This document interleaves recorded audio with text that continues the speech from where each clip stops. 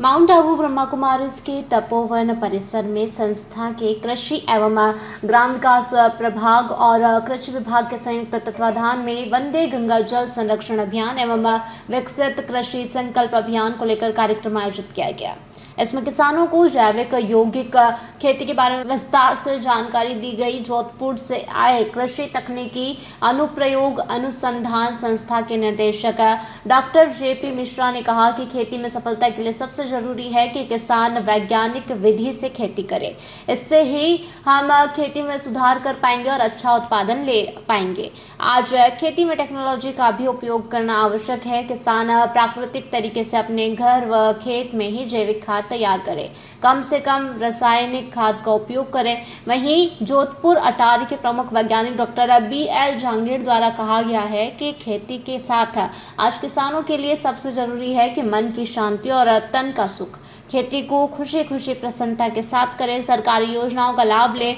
उन्नत तरीके से खेती करेंगे तो कम लागत में अधिक उत्पादन होगा। वहीं सिरोही के कृषि विज्ञान केंद्र के वरिष्ठ वैज्ञानिक एवं प्रमुख डॉक्टर सुरेश कुमार खींची ने कहा कि किसान भाई विकसित कृषि की नई नई पद्धतियों को अपनाकर कम लागत में अधिक उत्पादन कर सकते हैं। इस अभियान का यही मकसद है कि किसानों की आय बढ़े और उनका जीवन स्तर सुधरे। देश के 700 जिलों में 2000 से अधिक वैज्ञानिक दलों द्वारा किसानों को विकसित कृषि संकल्प अभियान की जानकारी दी जा रही है। नाबार्ड के DDM दिनेश प्रजापत ने भी विभाग द्वारा चलाई जा रही योजनाओं की जानकारी देते हुए किसानों से जल संरक्षण का आह्वान किया। वहीं उद्यान विभाग के उप निदेशक डॉक्टर हेमराज मेड़ा ने कहा कि किसान सबसे अधिक पानी का उपभोग करते हैं, इसलिए किसान भाइयों को जल संरक्षण की विधि सीखना सबसे जरूरी है।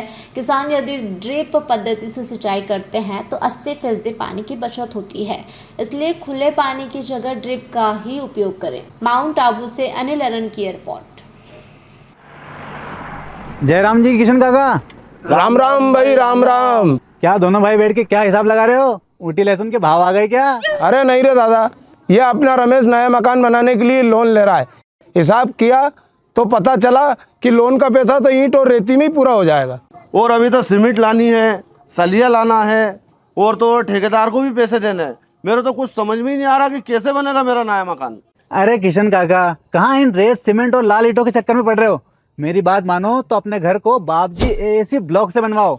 इसमें ना सीमेंट और रेत की जरूरत होती है, ना ही तराई करने की झंझट। और लाल ईंटों के मुकाबले आपका मकान काफी तेजी से बनकर तैयार हो जाएगा। इससे आपके पैसे तो बचेंगे ही, साथ ही मजबूती ऐसी कि सालों साल देखने की जरूरत नहीं।